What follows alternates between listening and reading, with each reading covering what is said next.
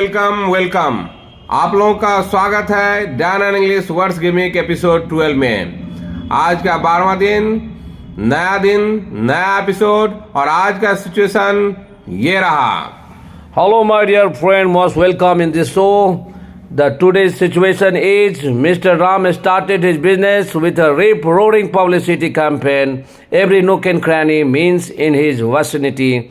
A few months later, in between him and neighbor shopkeeper indulged in minor scuffles. Since then, his business incessantly began going down without ifs and buts, without resting on the laurels. He started searching what can be the cardinal problem behind going his sales down. In the long run, he reached to the conclusion that his neighbor shopkeeper was selling off the items at rock bottom price. देखिए, आज का ये situation बहुत ही जो आम जिंदगी में घटता है, सभी जगह everywhere you can find such type of the scenario. उससे रिलेटेड ये सिनेरियो है और इसमें जो वर्ड जो यूज किया गया है थोड़ा डिफरेंट टाइप का है। तो हम लोग का पहले से कहना है, मैं बार बार बोल रहा हूँ, फिर भी बोल रहा हूँ कि हम लोग जो वर्ड यूज करेंगे काफ़ी स्टैंडर्ड यूज करेंगे और उसके आधार पे आपका इंग्लिश का जो नॉलेज है इन्हांस होगा और थोड़ा कहीं भी एग्जाम में भी जाएंगे तो आपको क्वेश्चन बहुत आसान से बनेगा। तो चलिए बिना देरी के हुए शुरू करते हैं आज का पहला word. First word of this show that is rip-roaring.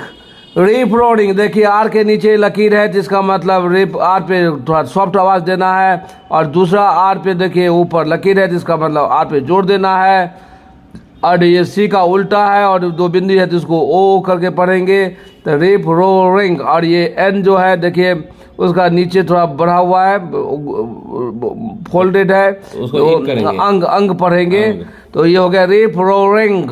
Rib roaring, इसको क्या पढ़ेंगे? Rip roaring. This is adjective, इसका मतलब होता है very exciting and successful, interesting, full of energy, जो बहुत तेजी से बढ़ता है, बहुत तेजी से, बहुत एनर्जी, मतलब बहुत जोशीला होकर आगे बढ़ता है। That is rip roaring. जैसे इसका पहला एग्जाम्पल जब मैं दूंगा तो ज्यादा क्लियर होगा। पहला एग्जाम्पल देखिए, triple talaq bill of this government was really a rip roaring success. Triple talaq bill of this government was really a rip roaring success. देखिए यहाँ पे जो ट्रिपल तलाक का जो हम यूज किए हैं ये आपको सक्सेसफुल के रूप में यूज किए हैं, क्योंकि ये बोला गया कि ट्रिपल तलाक जो इस गवर्नमेंट का जो बिल था बहुत ही सक्सेसफुल था, बहुत ही अच्छा था, अच्छा कदम था, इसलिए यहाँ पे बोले हैं triple talaq bill of this government was really a rip roaring success. दूसरा एग्जाम्पल देखिए, free food items and free electricity are guaranteeing rip-roaring inflation. Free food items and free electricity are guaranteeing rip-roaring inflation. जैसे आप भी जानते हैं कि यदि किसी को फूड आइटम्स जो खाने पीने का सामान यदि फ्री में दिया जाए, यदि इलेक्ट्रिसिटी का बिल का पैसा न लिया जाए तो गारंटी है कि डिफिसिट मैंने गवर्नमेंट का जो स्पेंडिंग जो है उस पर ज्यादा बोझ पड़ेगा तो वो फिर इन रिजल्ट कहा जाएगा, वो कंज्यूमर पे ही जाता है, हमको इन्फ्लेशन के रूप में उसको भुगतना पड़ता है, यानी कि महंगाई के रूप में भुगतना पड़ता है। इसलिए इसको आप जिस ढंग से लीजिए, चलिए मैं इस पे ज्यादा डेलिनेट नहीं कर रहा हूँ इस चीज को, ये पॉलिटिकल बातों को मैं इस पे ज्यादा मैं नहीं बोलना चाह रहा हूँ, लेकिन इसका अर्थ समझिए कि free food items and free electricity are guaranteeing rip roaring inflation. Third example of this word is that is the poor people suffer from rip roaring inflation. Third example, the poor people suffer from rip roaring inflation. जैसे आप भी जानते हैं कि जो गरीब आदमी होता है, जो बिलो पॉवर्टी लाइन होते हैं, को महंगाई के मार से सफर करते हैं, महंगाई के मार उनको बहुत ज्यादा बोझ पड़ता है, इसलिए ये इन्फ्लेशन जो है वो पूरा चक्र होता है, साइकिल होता है। तो इसलिए ये यहाँ पे मैं एग्जाम्पल के तौर पर ये दिया कि इतना तेजी से बढ़ा जो उसके लिए बहुत ही सिरदर्द है। तो the poor people suffer from rip roaring inflation. तो मुझे आशा है कि आप रिपोर्टिंग का बहुत ही अच्छे ढंग से समझ गए होंगे कि डिफरेंट वे में हम कैसे यूज करेंगे, क्योंकि पहले एग्जांपल में देख लीजिए सक्सेसफुल के रूप में मैं यूज किया, दूसरे में देखिए कि बहुत तेजी से बढ़ा उसके रूप में यूज किया, और तीसरे में इसका जो इफेक्ट जो बहुत तेजी से बढ़ रहा है उसके रूप में किया। Means of our saying, please try to play with this word so that you know exact using of this word and pronunciation। और डैन इंग्लिश ये आपको सिखाता है, बरोबर अच्छे ढंग से सिखाता है, और ज़्यादा से ज़्यादा आप समय बिताइए और जो आपको अच्छा लगे लगे तो लोगों को बताइए और सब्सक्राइब कीजिए चलिए आज और का शेयर दूसरा- कीजिए। चलिए आज का दूसरा वर्ड है Nook and cranny. This is another idiom. This is a fantastic, fabulous. Means nook and cranny मतलब होता है प्लेस एंड लोकेशन, मतलब एक एक कोना ऐसा जगह, एक जगह मतलब लगभग सभी जगह, इसको बोलते हैं nook and cranny. जैसे पहला एग्जांपल के तौर पे देखिए Trinamool Congress Party wants to spread its base every nook and crannies of India.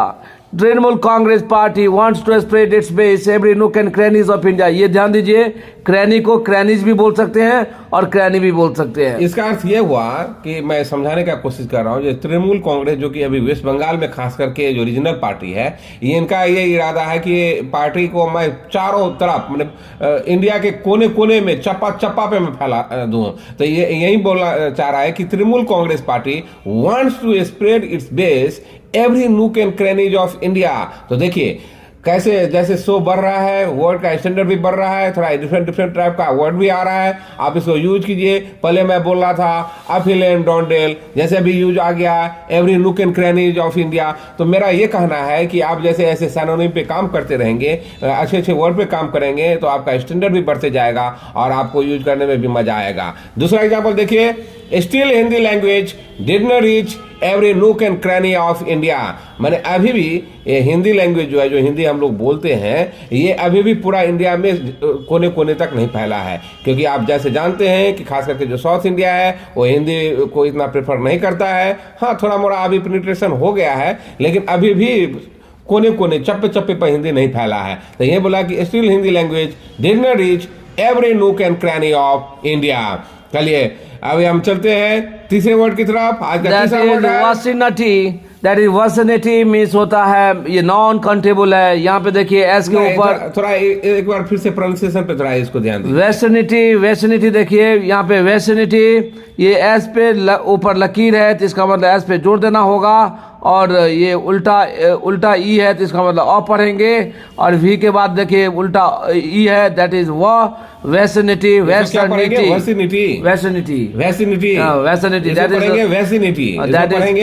मेरे दोस्त थोड़ा ध्यान दीजिए, इसको पढ़ेंगे हम वेसिनिटी, और इसको ब्रिटिशर्स बोलता है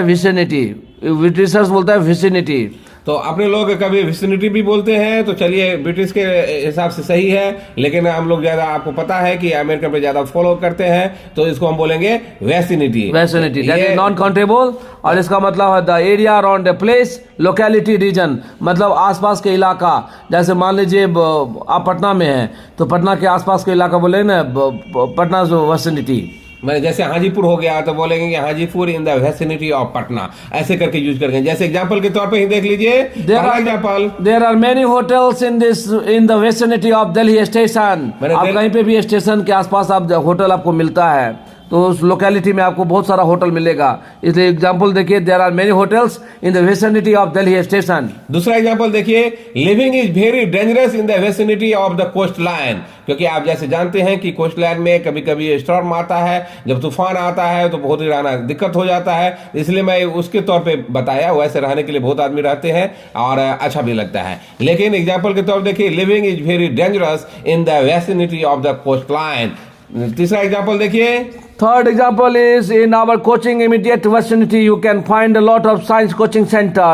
In our coaching immediate vicinity you can find a lot of science coaching center. जैसे आपको पता है कि हम लोग का जो डायन इंग्लिश जहाँ पे है वो एकदम पूरा पटना के हार्ट में है, और उसके वेसिनिटी में, उसके अगल बगल चारों तरफ जो है ये साइंस कोचिंग, खास करके जो जितना मैंने खास कर मेडिकल इंजीनियरिंग का जो प्रिपरेशन होता है वो कोचिंग भरा पड़ा हुआ है चारों तरफ। हमारे चारों तरफ इर्द गिर्द आपको साइंस कोचिंग बहुत मिलता है। तो यही मैं बताना चाहा कि in our coaching immediate vicinity you can find a lot of science coaching center. और मैं पहले से बोल रहा हूं कि हम लोग जो एग्जाम्पल देंगे वो अपने से को रिलेटेड रहेगा, तब जाकर के आप समझ पाएंगे, कोरिलेट कर पाएंगे और अप्लाई कर पाएंगे। चलिए, और आज का मेरा ये चौथा वर्ड रहा, दैट इज इंडल्ज। इंडल्ज देखिए, डी और यहाँ पे 3 जैसा है, 3 जैसा है, उसको जॉ पढ़ेंगे, ना कि ज पढ़ेंगे, जॉ। क्या पढ़ेंगे? डी के ऊपर देखिए लकीर है, इसका मतलब डी पे जोर ना देना पड़ेगा, तो इसको पढ़ेंगे इंडल्ज। ये वर्ब है, इसका मतलब होता है शामिल होना।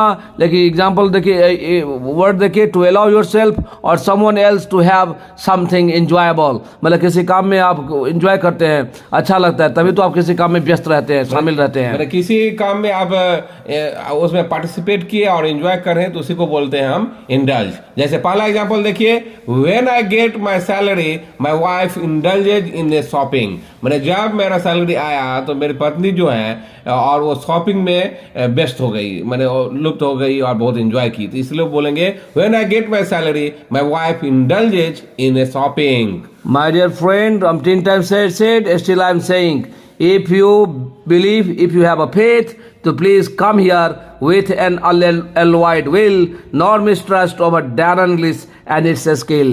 Please come and enjoy a lot and understand clearly what the exact using of word. Second example of this word, that is preponderance amount of time I indulge in talking. Preponderance amount of time I indulge in talking. मुझे लगता है कि आप ये अर्थ समझ गए होंगे। यदि मेरे शो को आप फॉलो करते होंगे तो प्रिपॉन्डरेंस को मैं बहुत ढंग से यूज करके दिखाया हूँ और पूरा वर्ड को पूरा मैं डिलिनिएट किया हूँ और उसमें ये भी बताया हूँ कि जब ये यहाँ पे काउंटेबल ऑन रहता है तो कैसे आता है और अनकाउंटेबल ऑन रहता है तो कैसे यूज होता है। तो इसलिए बोले preponderance amount of time I indulge in talking. मैंने अपने समय का बहुत सारा हिस्सा मैं बात करने में ही बिताता हूँ। जैसे तीसरा एग्जाम्पल है, my loving daughter Nivika indulges in drawing. My loving daughter Nivika indulges in drawing. देखिए, एक छोटी बच्ची है निविका, वो उसको हमेशा मैं देखता हूँ कि इंटरेस्ट एकदम ड्राइंग करती रहती है, तो इसलिए देखिए यहाँ पे my loving daughter Nivika indulges in drawing, मतलब वो ज्यादातर समय वो अपना ड्राइंग में बिताती है। चलिए, आज का मेरा 5वां वर्ड रहा, दैट इज कपल। एस्काफल देखिए, एस के ऊपर लकीर है, तो इसका मतलब सौ आधा सौ बोलते हैं स्काफल। स्काफल क्या बोलेंगे?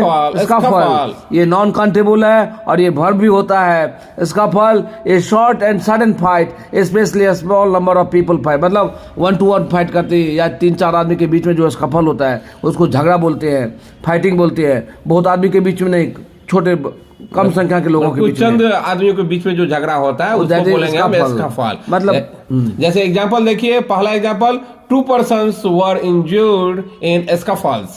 2 persons were injured in escapades, मैंने 2 आदमी जो इसमें मैंने झगड़ा जो हो रहा था या फाइटिंग जो चल रहा था उसमें वो इंज्योर हो गया, मैंने घटना का शिकार हो गया, तो उसको बोलेंगे 2 persons were injured in escapades। जैसे दूसरा एग्जांपल देखिए, There were a few scuffles between Indian fan and Pakistani fan। मैं पहले भी बताया था कि अगर इंडिया और पाकिस्तान का मैच होता है तो टीम तो ठीक ही रहता है, लेकिन फैन जो है उनका जो समर्थक होता है वो आपस में भिड़ जाता है, इसलिए एग्जाम्पल भी एकदम सटीक है। There were a few scuffles between Indian fan and Pakistani fan। तीसरा एग्जाम्पल देखिए, 2 groups indulge in scuffles particularly for land। मैंने ये मैं पहले भी बताया, कुछ सर्टेन ग्रुप के बीच में होता है, चुनिंदा आदमी के बीच में होता है। जैसे ये 2 ग्रुप के बीच में हुआ जो लैंड के लिए अक्सर आप देखते होंगे ये झगड़ा होते ही रहता है, तो यही मैं बोला कि दो ग्रुप जो कि मैंने लैंड के लिए झगड़े में संलिप्त है, तो उसको बोलेंगे 2 groups indulge in scuffles particularly for land। My dear friend, if you have so much concentration and similar amount of enthusiasm, you will be made fluent English related knowledge in you won't be a modicum। No sooner did you be the part of Dan and English। चलिए, मैं आज का 6ठा word रहा, incessant. Incessant देखिए, S के ऊपर लकीर है तो इसका मतलब एस पे जोर देना पड़ेगा और ई उल्टा करके है तो अंट पढ़ेंगे। इंसेसेंट मीन्स होता है कंटिन्यूअस, ये एडजेक्टिव है, continuous, permanent, never stopping, constant, never ending means जो लगातार बार बार जो चलता रहे, कभी रुकने का नाम ना ले रहे, तो उसको बोलते हैं इंसेसेंट। मैंने जैसे इसका पहला एग्जांपल देखिए, I became angry due to his incessant complaints. मैं बहुत गुस्सा हो गया क्योंकि लगातार हमारे विरुद्ध कंप्लेन ही करते रहता है, तो उससे मैं बहुत चिढ़ गया, तो इसको बोले कि I became angry due to his incessant complaint. मैंने कभी रुकने वाला नहीं, जब देखे तो कंप्लेन ही करता रहता है, इसको बोलेंगे इंसेसेंट।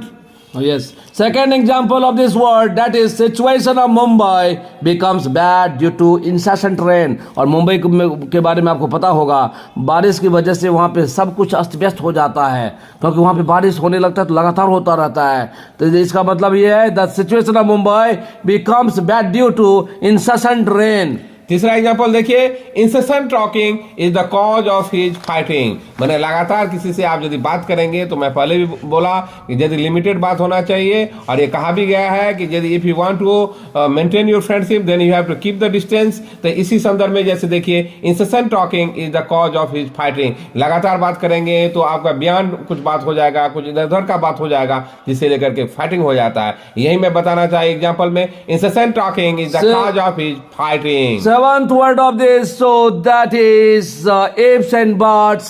Ifs and buts ये नॉन कंटेबल है, लेकिन यूजुअली ये प्लूरल में यूज होता है. Ifs and buts इसका मतलब होता है uncertainty, doubt about whether or not something is going to happen. मतलब होगा नहीं होगा, जब आप डाउट में करूं ना करूं, मतलब अनिश्चित जब रहता है, अनिश्चितता जब रहता है, उस समय आप इसको यूज करते हैं, इफ्स एंड बट्स. जैसे पहला एग्जांपल देखिए, the opposition party want to feel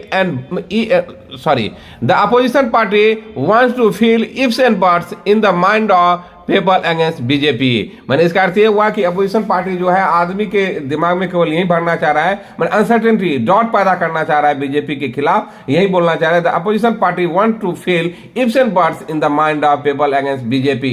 जैसे दूसरा एग्जांपल देखिए, the Indian soldiers get ready to fight without having ifs and buts in their mind. आपको मालूम होगा कि इंडियन सोल्जर, जो इंडियन सैनिक जो है, बहुत जोशीला होता है, कोई शक शुबह नहीं रहता है. जब दुश्मन के विरुद्ध ये लड़ने का बात आता है, तो बिना सोचे बिना देखे सीधा कूद पड़ता है. तीसरा एग्जांपल देखिए, success grovel at their feet those who prepare without ifs and buts.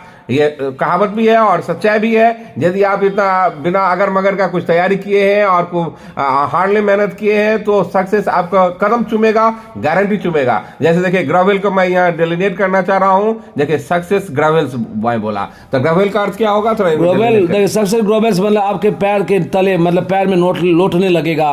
तो इसलिए देखिए, सक्सेस अगर आप मेहनत करेंगे, अच्छे ढंग से तैयारी करेंगे, बिना इफ्स एंड बट्स का तैयारी करेंगे, तो success gravels eight their feet, मतलब उनके कदम चूमते हैं जो अच्छे ढंग से बिना डाउट से तैयारी करता है. तो इसको ग्रेवल्स पे भी आप ध्यान दीजिए, इसको भी आप यूज कीजिए. My dear friend, throw caution to the wind, nothing will be will the wisp, pay heed on what is said by Dan English. चलिए, आज का मेरा 8वां वर्ड रहा, rest on their laurels. Rest on their laurels ये idioms है. इसका मतलब होता है सेटिस्फाइड, कंप्लेसेंट, मतलब दम जो कुछ भी हम पा लिए, जो कुछ भी हम हो गया, जो कुछ भी हम मुझे मिल गया, बस उससे हम सेटिस्फाइड हो गए. मुझे लगता है कि आप इसको समझ पा रहे होंगे, रेस्ट ऑन देयर लॉरेल का, क्योंकि मैं कंप्लेसेंट यहाँ यूज किया हूँ. आप याद कीजिए, बहुत पहले मैं इसको ऑलरेडी डेलिनेट कर दिया हूँ. कंप्लेसेंट, एक कंप्लेसेंट स्माइल ऐसे करके एग्जांपल भी दिया था, तो उसको आप जाइए, बार बार जाइए. मैं पहले भी बोला हूँ, फिर मैं बोल रहा हूँ कि ये शो को आप बारीकी से देखिए, अच्छे से देखिए, केवल 15-20 मिनट यहाँ बिताइए, तो आपका स्टैंडर्ड ऑफ जो इंग्लिश का जो स्टैंडर्ड है बहुत ही हाई हो जाएगा. सेंटेंस बनाने का तरीका बदल जाता है. इसलिए मैं बोलता हूँ मेरे भाई, इसको थोड़ा देखिए, अच्छे ढंग से देखिए, यूज कीजिए. जैसे सिचुएशन दिया गया वैसे आप भी सिचुएशन बनाइए और इसी वर्ड के साथ खेल कीजिए. आप देखे होंगे कमेंट में छोटे छोटे बच्चे जब कमेंट करता है, तो आपको लगेगा कि इसी वर्ड को यूज करके कैसे वो यूज कर देता है. In the same manner you have to use, then you know exactly how to play with this word. और इससे भी ज्यादा मैं एक चीज कहना चाह रहा हूँ आपको,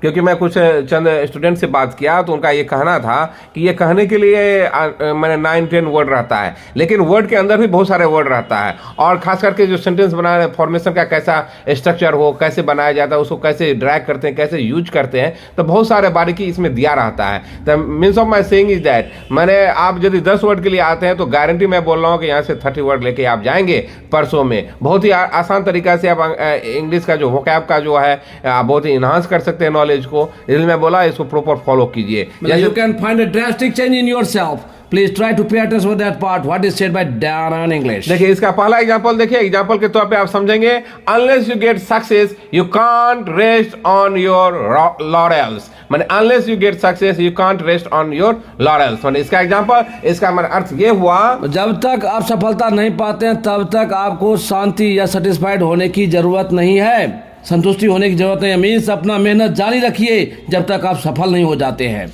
और दूसरा एग्जांपल देखिए कि resting on laurel at career peak is just akin to absence of killer instinct. देखिए, मैं पहले भी बताया कि मैं कुछ कुछ वर्ड ऐसा रहेगा जो पहले मैं इसको डिलिनेट कर दिया, उसको भी यूज करूंगा, जिससे आपको रिमाइंड हो जाएगा।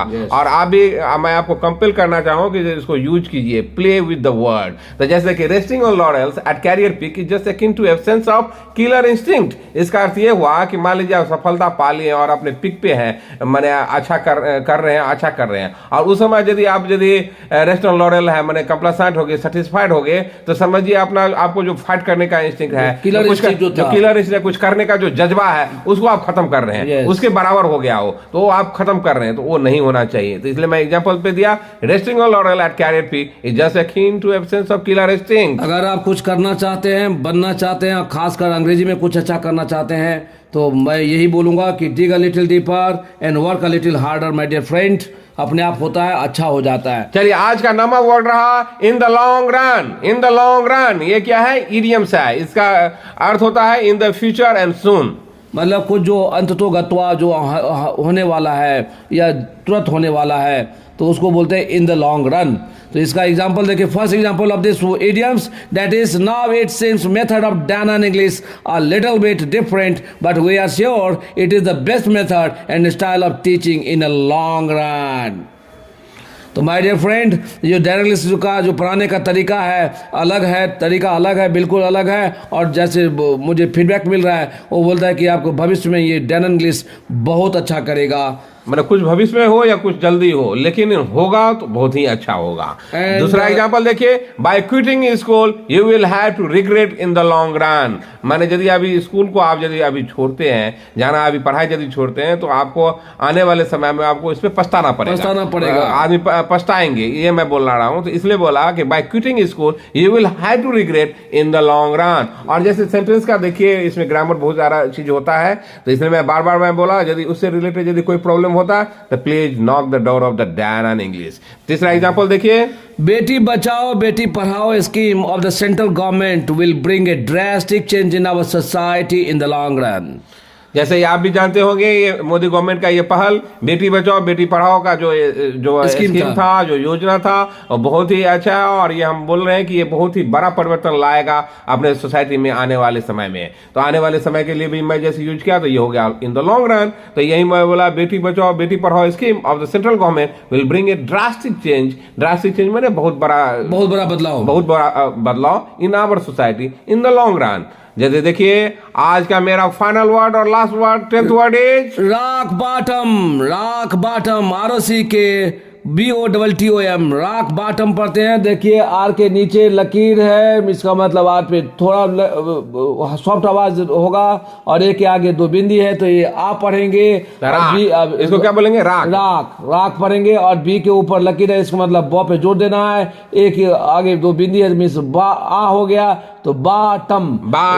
राक बॉटम ये एडजेक्टिव है, और इसका यूज एट्रीब्यूटिव मीन्स किसी शब्द पे जोर देने के लिए यूज होता है। जिस शब्द पे आपको जोर देना है, which word demands emphasis on before that word you will have to use this adjective rock bottom। इसका अर्थ हुआ कि very lowest price at low rate, माने बहुत ही चीप, माने सस्ते प्राइस पे जो कुछ मिलता है, नहीं बोलते एट ए चीप रेट पे ये मिल रहा है, उसको बोलेंगे हम रॉक बॉटम। जैसे एग्जांपल के तौर पे देखिए, पहला example, nowadays TV sets you can get at rock bottom prices. मैंने आजकल जो टीवी सेट है, जो बहुत ही कम प्राइस पे आपको मिलता है, आप पा सकते हैं, ये मैं बताना चाहा इसमें एग्जांपल के तौर पे है। जैसे दूसरा एग्जांपल देखिए, profit margin is shrinking because shopkeepers have to sell their items at rock bottom prices. माने आजकल क्या है कि कॉम्पिटिटिव मार्केट है, यदि उसमें आप यदि पहले का जो प्रॉफिट मार्जिन था वो आजकल नहीं है, क्योंकि कंपटीशन के कारण। तो यही बोला कि प्रॉफिट मार्जिन जो है बहुत ही कम हो रहा है दुकानदारों का, क्योंकि उनको बहुत ही कम प्राइस पे हर एक चीज बेचना पड़ता है। इसको इसलिए मैं बताया कि profit margin is shrinking because shopkeepers have to sell their items at rock bottom prices. अंग्रेजी से रिलेटेड आपका कोई होपला, कोई प्रॉब्लम, कोई प्रेडिकामेंट नहीं रहेगा। इसलिए मैं बोलता हूं कि no more now you will be gobbledygook, nor you will be fool. Dan English is here. Learn English having mind cold. तो चलिए अभी जितना इसमें वर्ड हम लोग यूज किए थे उसको हम पूरा डिलिनिएट कर दिए। आप मुझे लगता है कि बहुत आसान भाषा में उसको समझ भी गए होंगे। तो फिर से बिना देरी के हुए हम एक बार सिचुएशन पे जाएंगे, क्योंकि मैं आपको बार बार बोल रहा हूं, जब तक आप सिचुएशन को नहीं पढ़ेंगे, सिचुएशन नहीं बनाएंगे, उसमें जब वर्ड नहीं डालेंगे, उसके साथ खेलेंगे नहीं, तो वर्ड आपका अपना नहीं होगा मेरे दोस्त। इसलिए चलिए फिर से मैं चलते हैं आज के ये सिचुएशन पर। Mr. Ram started his business with a rip-roaring publicity campaign. Every nook and cranny means in his vicinity. A few months later, in between him and neighbor shopkeeper indulged in minor couples. Since then, his business incessantly began going down without ifs and buts. Without resting on their laurels, he started searching what can be the cardinal problem behind going his sales down. In the long run, he reached to the conclusion that his neighbor shopkeeper was selling off the items at rock bottom price. तो मुझे लगता है कि अभी आप ये समझ गए होंगे। यदि नहीं समझे तो इस पे वर्क कीजिए, सिचुएशन बनाइए, इस सिचुएशन को पहले समझिए, उसके बाद अपना एक फ्रेश सिचुएशन क्रिएट कीजिए। तो मुझे लगता है कि वर्ड आपका अपना होगा। तो बिना देरी के हुए इस पे आप काम कीजिए। तब तक के लिए बाय बाय।